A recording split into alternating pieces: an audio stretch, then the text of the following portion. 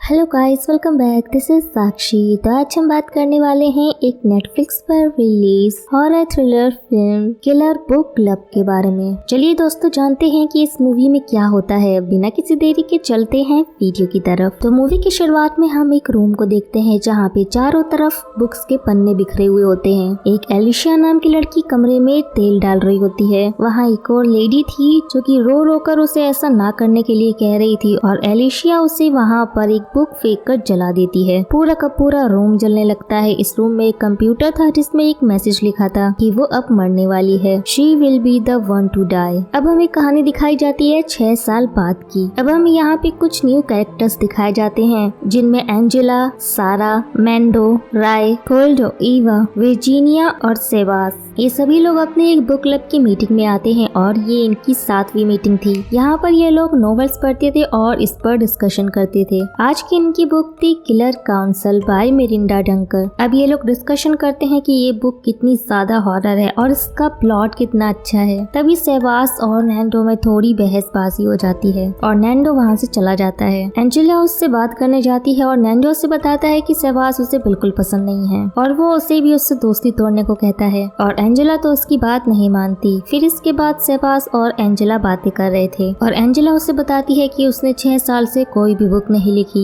और अब उसे ऐसा लगता है कि वो कोई राइटर ही नहीं है। साथ ही में वो नैंडो से ऐसे बर्ताव के लिए उससे माफी मांगती है। सेबास उससे कहता है कि कोई बात नहीं, अगर तुम्हें मेरी कोई भी जरूरत है कोई भी बुक लिखने में तो मुझे बता देना, मैं तुम्हारी हेल्प जरूर करूंगा। उसके बाद एंजेला प्रोफेसर क्रूजार्डो को एक मेल लिखती है जहाँ पर वो अपनी नई बुक के लिए एक सही कहानी की तलाश कर रही थी और वो प्रोफेसर से हेल्प मांगती है, लेकिन वो उसको सेंड करते हुए रुक जाती है। तभी उसको सेबास की बताई हुई बुक किलर क्लाउन दिखती है और वो क्लोरोफोबिया के बारे में इंटरनेट पर चेक करती है जहाँ पर उसे पता चलता है कि एक जोकर का मास्क पहने आदमी लोगों को मारता है, जिसे देखकर वो भी डर जाती है और लैपटॉप बंद कर देती है। नेक्स्ट डे क्लास में प्रोफेसर बताते हैं कि हॉरर कहानी लिखने में सबसे बड़ी कमी ये है कि राइटर किसी और की कहानी को एक नई तरीके से लिखकर उसे पब्लिश कर देते हैं। इसे ही तो कहानी चुराना कहते हैं और एक अच्छा लेखक बनने के लिए दूसरों की कहानी नहीं चुरानी चाहिए, खुद की अपनी कहानी जियो। फिर प्रोफेसर एंजेला को बताते हैं कि उन्हें उसका भेजा हुआ ईमेल मिल गया था, लेकिन एंजेला ने तो ईमेल सेंड ही नहीं किया था। लेकिन वो ऐसा समझती है कि शायद उसने भेज दिया होगा और भेज के वो भूल गई होगी। उसके बाद प्रोफेसर अपने ऑफिस में उसे बताते हैं कि उनकी जिंदगी कुछ खास नहीं चल रही, वो बहुत ज्यादा परेशान रहते हैं। दरअसल प्रोफेसर का डिवोर्स हो रहा था। अब एंजेला उन्हें बताती है कि उसने सिर्फ कहानी का ड्राफ्ट लिखा है, उसे अब एक अच्छी कहानी की जरूरत है और इसमें वो उनकी हेल्प चाहती है। लेकिन प्रोफेसर को तो यहाँ पे कोई और ही मेल मिला था और वो एंजेला के साथ जबरदस्ती करने की कोशिश करते हैं और एंजेला उन्हें किक मारती है और कहती है कि अगर उन्होंने दरवाजा नहीं खोला तो वो चिल्लाएगी। तो वो दरवाजा खोल देते हैं और प्रोफेसर उसे वार्निंग देते हैं कि अगर उसने किसी को भी कुछ बताया तो वो उससे बर्बाद कर देंगे। अब उसके बाद वो अपने दोस्तों को प्रोफेसर के बारे में सब कुछ बता देती है, लेकिन वो उनके खिलाफ रिपोर्ट नहीं करना चाहती क्योंकि प्रोफेसर उसका करियर बर्बाद कर देंगे। अब वो सब लोग मिलकर प्लान बनाते हैं कि वो उस प्रोफेसर को सबक जरूर सिखाएंगे। उसके बाद सभी लोग जोकर का मास्क पहनकर रात को प्रोफेसर को सबक सिखाने के लिए जाते हैं। अब वो लोग उन्हें डरा ही रहे होते हैं कि तभी मास्क पहने हुए एक आदमी प्रोफेसर को हथौड़ा मार देता है और प्रोफेसर डर कर ऊपर चले जाते हैं और वहाँ पर एंजेला होती है। अब प्रोफेसर बहुत ज्यादा डर जाते हैं और गलती से नीचे गिर जाते हैं, जिससे उनकी वहीं पर मौत हो जाती है। अब सभी को यहाँ पर ये लग रहा था कि एंजेला ने प्रोफेसर को मार दिया, लेकिन एंजेला उन्हें बताती है कि जब वो ऊपर आए तो उनके चेहरे पर खून था, किसी ने पहले से ही उन पर हमला किया था। लेकिन कोई भी यहाँ पर उसकी बात पर भरोसा नहीं करता। अब वो लोग किसी को कुछ भी ना बताने का डिसाइड करते हैं, लेकिन एंजेला तो यहाँ पर पुलिस को बुलाना चाहती थी। अब बाकी सब उसे बहुत समझाते हैं और कहते हैं कि ये बस एक सुसाइड लगेगा क्योंकि वो पहले से ही परेशान थे। अब वो लोग अपने कॉस्ट्यूम को जला देते हैं और एक दूसरे से प्रॉमिस करते हैं कि वो ये बात किसी को नहीं बताएंगे। उस दिन के बाद सभी को ये लगता है कि प्रोफेसर ने सुसाइड कर लिया। यहाँ पे सब लोग नॉर्मल तो हो जाते हैं, लेकिन एंजेला खुद को प्रोफेसर की मौत का जिम्मेदार मानती है और बहुत ज्यादा परेशान रहने लगती है। नैंडो के साथ भी उसका कुछ अच्छा रिलेशन नहीं चल रहा था क्योंकि उसने उसका साथ नहीं दिया था। एक दिन उन सभी लोगों के पास एक नोवेल का चैप्टर 1 आता है जिसका टाइटल था the death of the professor और वो सभी एक दूसरे पर ही शक करने लगते हैं कि उनमें से ही कोई एक ये सब काम कर रहा है, क्योंकि प्रोफेसर की डेथ की सच्चाई तो सिर्फ उन्हीं लोगों को पता थी। यहाँ पर सब काफी डरे हुए रहते हैं। कुछ दिनों के बाद एंजेला को सेबास बताता है कि दूसरा चैप्टर आ गया है। जब एंजेला दूसरा चैप्टर पढ़ती है तो उसे पता चलता है कि क्लाउन ने वर्जीनिया को मार दिया जो शहर छोड़कर भाग रही थी। अब सेबास और एंजेला उस चैप्टर के अकॉर्डिंग उस जगह पर पहुंच जाते हैं जहां पर क्लाउन ने वर्जीनिया को मारा था। उन्हें वहां पे और कुछ तो नहीं मिलता, बट उन्हें दीवार पर क्लाउन का मैसेज मिलता है। इस पर लिखा था टू बी कंटिन्यूड। तभी एवा वहां पे आती है और वो कहती है कि वो पता कर सकती है कि क्लाउन कौन है, और वो लोग सभी एक जगह पर इकट्ठे होते हैं और एवा उन्हें बताती है कि ये क्लाउन जो भी है वो हमारी यूनिवर्सिटी में ही पढ़ता है। वो हम सबको अच्छे से जानता है और उसे अच्छे से पता है कि टेरर कैसे क्रिएट करते हैं। उसने अपनी नॉवल के लिए हमें चुना है, हम ही उसकी नॉवल के कैरेक्टर्स हैं। तो सेबास कहता है कि अगर वो हमारी यूनिवर्सिटी से है तो उसने लाइब्रेरी से बुक जरूर ली होगी, लेकिन उन सब में नैंडो वहाँ पर नहीं आया था। तो राय और ओल्डो को शक होता है कि कहीं वही तो क्लाउन नहीं है। अब एंजेला कहती है कि हम सभी दोस्त हैं और हम सभी को आपस में शक नहीं करना चाहिए। एवा बताती है कि वो जो कोई भी है वो हॉरर जॉनरा का फैन है, इसलिए हम लोगों को यूनिवर्सिटी के सभी लोगों को सोशल मीडिया पर स्टॉक करना चाहिए जो हॉरर स्टोरी पसंद करते हैं। अब एवा जब लाइब्रेरी की लिस्ट चेक करती है तो उन्हें पता चलता है कि वही लोग हैं यूनिवर्सिटी के सबसे ज्यादा हॉरर जॉनरा को पसंद करने वाले। तो हो सकता है कि वो कातिल इन्हीं लोगों में से कोई एक हो।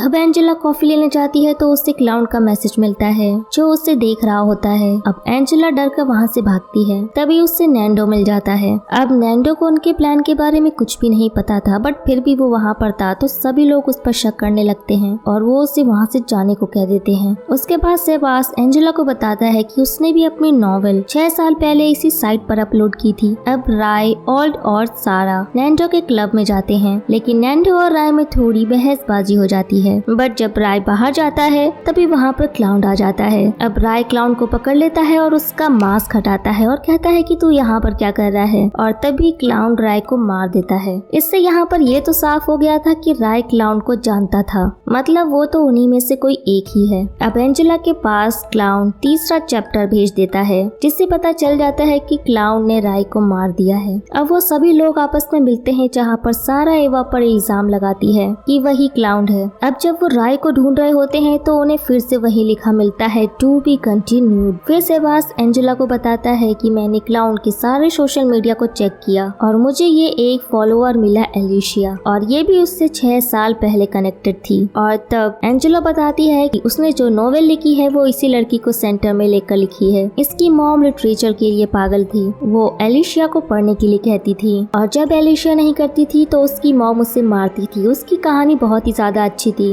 मुझे एक लेखक बनना था लेकिन मेरे पास कोई कहानी नहीं थी, इसलिए मैंने एलिशिया की कहानी को ही अपनी बुक में लिखा और सारे कैरेक्टर्स के नाम चेंज कर दिए, लेकिन वो बुक कुछ ज्यादा ही फेमस हो गई। मैंने एलिशिया को समझाने की कोशिश की लेकिन उसने मेरी एक भी बात नहीं मानी और उसने कहा कि एक दिन वो ऐसी कहानी लिखेगी जिससे मुझे बहुत तकलीफ होगी। तो सेबास कहता है कि इसका मतलब एलिशिया ही क्लाउन है। तब एंजेला बताती है कि एलिशिया मर चुकी है। वो कहती है कि उसने पहले अपनी मॉम को जलाकर मार दिया और फिर वो खुद भी मर गई और इन सब की जिम्मेदार मैं हूँ, मेरी वजह से ये सब हुआ। अब सेबास एंजेला को संभालता है और वो उससे बातों ही बातों में बता देता है कि वो उससे प्यार करता है। दूसरी तरफ क्लाउन नैंडो के पीछे पड़ जाता है। वो उसे मारने वाला होता है कि नैंडो क्लाउन पर ही भारी पड़ता है। वो उसका मास्क उठाकर देखने ही वाला होता है, तभी क्लाउन हथौड़े से उसे बेहोश कर देता है, बट वो उसे मारता नहीं है। फिर एंजेला नैंडो से मिलने जाती है जहाँ पर फिर से दोनों के बीच में मिसअंडरस्टैंडिंग हो जाती है। तभी एंजेला ओल्डो का वीडियो देखती है जिसमें वो बताता है कि क्लाउन ने एक मैसेज भेजा है जिसमें वो अपनी नॉवल को बुक के रूप में पब्लिश करेगा और क्लाउन चाहता है कि सभी लोग उसकी कॉस्ट्यूम में वहाँ पर पहुँचे। और तभी सभी लोग उस बुक फेयर में पहुँच जाते हैं जहाँ पर एंजेला को फिर से क्लाउन का मैसेज मिलता है। क्लाउन उन्हें एक वीडियो भेजता है जिसमें वो उन पर नजर रखे हुए था। वो सभी उसे ढूंढने लगते हैं जिसमें सिक्योरिटी वाले सारा के पीछे पड़ जाते हैं। वो भागकर कहीं छुप जाती है लेकिन तभी वहाँ पर क्लाउन आ जाता है और सारा को मार देता है। जब सब लोग सारा को ढूंढ रहे होते हैं तभी वहाँ पर कोल्डो आता है जिसका गला काट दिया गया था और वो उन सभी की आंखों के सामने मर जाता है। अब एवा को क्लाउन का हैमर मिलता है और सभी को लगता है कि एवा ने ही उसे मारा है, लेकिन एवा कहती है कि मैंने उसे नहीं मारा, ये हथौड़ा क्लाउन ने उसे दिया। तभी एंजेला वहीं बेहोश हो जाती है। जब उसे होश आता है तब नैंडो एंजेला को क्लाउन का वीडियो दिखाता है जिसमें उसने सेबास को पकड़ रखा था। नैंडो कहता है कि ये कोई और नहीं बल्कि एवा है, हमें पुलिस को बताना होगा। एंजेला कहती है कि अगर उन्होंने पुलिस को बताया तो वो सेबास को मार देगी। अब जब एंजेला सेबास को बचाने उस जगह पर पहुंचती है तो उसे पता चलता है कि क्लाउन ने एवा को भी मार दिया है। मरते हुए वो बताती है कि वो क्लाउन नहीं है। उसके बाद जल्दी से एंजेला सेबास को बचाती है। तभी वहाँ पर नैंडो आ जाता है जो बताता है कि सेबास ही क्लाउन है और वो ये सब इसलिए कर रहा है क्योंकि वो तुम्हें पाना चाहता है। और तभी सेबास नैंडो को बुरी तरह से घायल कर देता है और सेबास बताता है कि हाँ वही क्लाउन है और उसने ये सब एंजेला के लिए ही किया। सेबास बताता है कि ये सब उसने प्लान किया, उसने कहानी बनाई, कैरेक्टर बनाए और धीरे धीरे सभी को मार दिया। सेबास एक तरह का साइको लेखक था। वो एंजेला को ये सब बता ही रहा होता है तभी एंजेला अपने पेन को सेबास के मुंह में घुसा देती है और वहाँ से भागने लगती है। तभी वहाँ पर वर्जीनिया आ जाती है, वो भी क्लाउन की ड्रेस में, और वो ये रिवील करती है कि वो वर्जीनिया नहीं है, वो तो बस एक कैरेक्टर है। उसका नाम एलिशिया है। वो कभी मरी ही नहीं थी और उसने सेबास के साथ मिलकर ये सारी कहानी लिखी और एंजेला के दोस्तों को एक एक करके मार दिया। उसका प्लान था कि वो साबित कर दे कि एंजेला को क्लोरोफोबिया हो गया है और इसीलिए उसने अपने सभी दोस्तों को मार दिया और सेबास इस स्टोरी को पब्लिश करेगा और सभी लोगों को ये बहुत पसंद आएगी। उसके बाद उस पर एक मूवी बनेगी और वो दोनों बहुत ज्यादा अमीर हो जाएंगे। तभी एंजेला को नैंडो दिखता है जो मरा नहीं होता। अब एंजेला उनका ध्यान भटकाती है और नैंडो तभी वहाँ पर आके सेबास को अचानक से मार देता है। तभी एलिशिया उस पर हैमर से वार करती है जिससे नैंडो बहुत ज्यादा घायल हो जाता है। अब एलिशिया एंजेला को मारने जाती है और वो भागती हुई बेसमेंट में चली जाती है। एलिशिया जब उसे मारने आती है तो एंजेला वहाँ पर शॉर्ट सर्किट कर देती है जिससे वहाँ पे आग लग जाती है और अब एलिशिया मारी जाती है। तभी वहाँ पर एम्बुलेंस और पुलिस आ जाती है। नैंडो बच जाता है और सब कुछ ठीक हो जाता है। अब 1 साल बीत जाता है और कॉलेज में वही राइटर्स की कहानी चल रही थी। अब मूवी के लास्ट में हमें क्लाउन दिखाया जाता है और ये मूवी यहीं पर एंड हो जाती है। सो गाइस, आप लोगों को ये वीडियो कैसा लगा हमें कमेंट करके जरूर बताइएगा। चैनल को सब्सक्राइब और वीडियो को लाइक करना बिल्कुल भी ना भूले। मिलते हैं नेक्स्ट वीडियो में, तब तक के लिए take care and tata bye bye.